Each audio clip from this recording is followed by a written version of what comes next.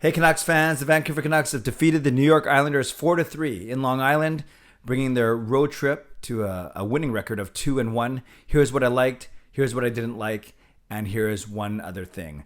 I like the fact that the Canucks got pretty balanced production in terms of ice time and especially scoring from the forwards. All four forward lines were on the ice for one of the four Canucks goals. It started off actually with Brad Hunt's goal.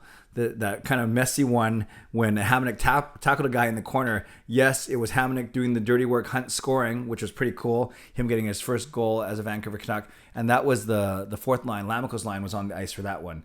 Then when JT Miller helped put the Canucks up 2-1, that was with obviously his line. Him, assist from Besser and Hughes. And then there's actually, technically it was Hoglander who rang the puck around on the boards, but that, in essence that's the first line of Miller and Besser, and it should be Pearson. So they were on the ice for the second Canucks goal. Then for the third Canucks goal, the Nils Hoglander goal, that was from Garland and Hughes. So that was the Hoglander Garland PD line. And then when Podkolzin scored the game winner, just 45 seconds after that one, it was Podkolzin from Horvat. So the Podkolzin Horvat chase on line was on the ice. So once again, each of the Canucks' four forward lines was on the ice for one goal apiece, one goal each. And I talked about the even distribution of the ice time.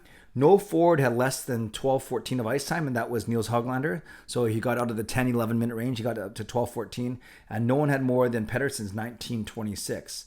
So overall, if there's only a 7-minute gap from 12-14 to 19-26 for all 12 forwards, that's good. And that makes sense given that the Canucks are on the road, long road trip, a longish road trip, way out east, and it's nice to spread out that ice time. Love the fact that Hoglander scored. There's been a lot of talk about him. He might have almost was going to be a healthy scratch in favor of Phil DiGiuseppe. His ice time dropping. He's talking about him not playing with a lot of confidence, but it was a really nice goal. Actually, a great feed by Connor Garland, who I'll get to in a second.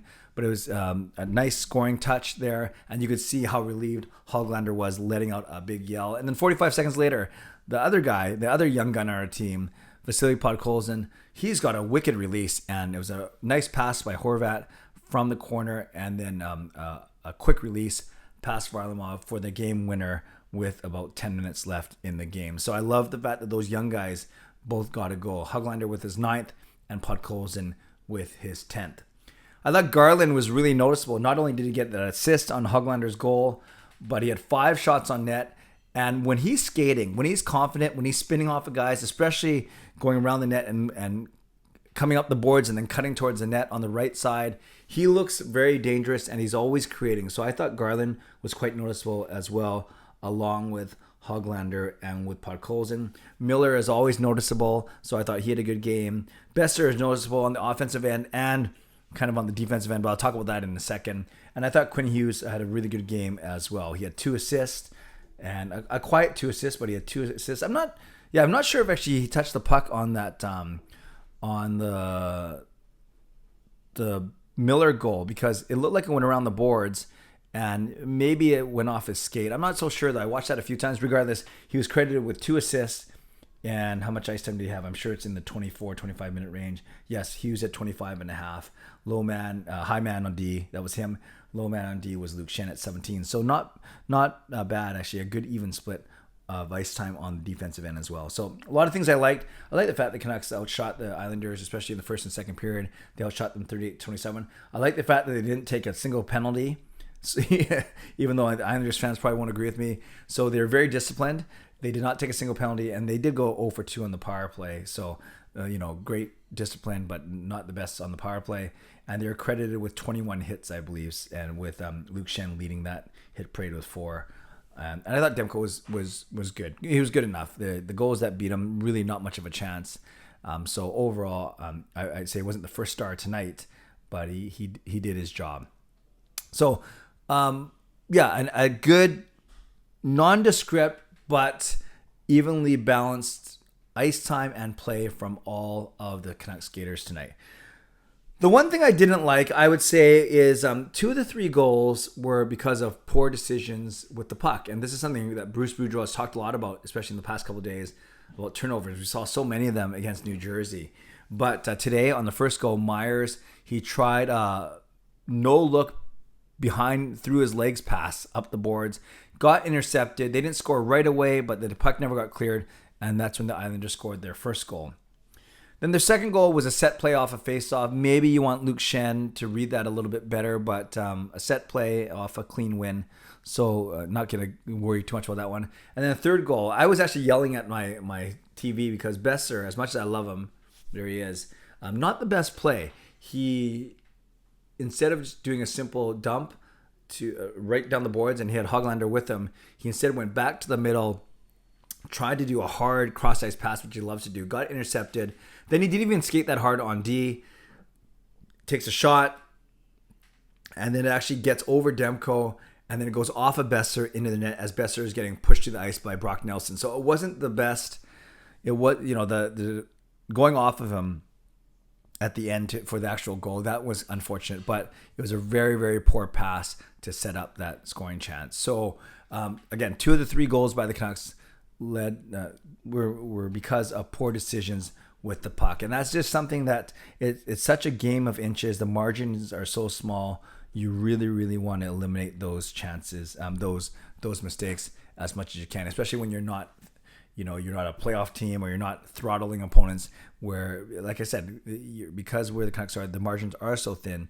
They have to play as disciplined as they can, which they did. But that also means not just staying out of the penalty box, but also being very careful with the puck. It almost came back to bite them today, but luckily they got the goals in the third period from Hoglander and Podkolzin. One other thing, well, I'll give 2 other things. One of them is I'm surprised that we struggle so much against these New York teams. Like, we handled the Rangers okay, but we got smoked by New Jersey, and we can't seem to beat them. And then I heard a stat that was our first win over the Islanders in regulation in 11 or 12 games. That seems crazy because New Jersey and the Islanders, well, Islanders have been pretty good over the past 5 years, but New Jersey, no. But I'm surprised. And, maybe when we go out on the road, it's across the continent. Maybe they're out and enjoying New York nightlife. So maybe I can get why it's more difficult to win on the road, but I can't figure out why we can't beat the Islanders or Devils at home if that's indeed the case as well. So it was nice to win tonight. And then the other thing, really good to see the young players tonight, i.e. Hoglander and Podkolzin. I think Podkolzin's game has really, really improved over the past month, but Hoglander is the one who's been struggling. A lot has been written about him, and so it was really nice to see him score. And hopefully that's kind of what you need. As Boudreau's always said, whether a puck goes off your head or bounces off your butt or whatever it is, you just need them to start going in the net. And that's what happened tonight for Hoglander. So hopefully this is the start of something good. So Canucks fans, that's what I liked. That's what I didn't like. And that's one other thing. Let me know your thoughts on tonight's game. I love to read, react, and reply as much as I can in the comments below. Tell me what you liked. Tell me what you didn't like. And tell me one other thing. Thank you to my sponsors. Thank you to my members. I mentioned all of them in my vlog from earlier today. And thanks to all of you for continuing to support me on this channel. So subscribe if you'd like to. Like this video if you'd like to. Become a member or upgrade your membership if you'd like to. And definitely leave a comment down below if you'd like to. Tell me what you liked. Tell me what you didn't like. And tell me one other thing. Okay, friends, I'm not sure how much I'll be vlogging over the next couple days because it's our biggest work event of the year is this Saturday. Yes, I'll be missing the Canucks Maple Leafs game in Toronto because I'll be hanging out with 600 of my closest grade 7 friends out in Surrey. Yes, we are back in person. So between tomorrow, the preparation, and Saturday, the actual event day, I'll see how I do vlogging wise. But once the dust settles, I'll be sure to check in on Sunday with my Ask Me Anything and with my live stream at 10 p.m. on Sunday night.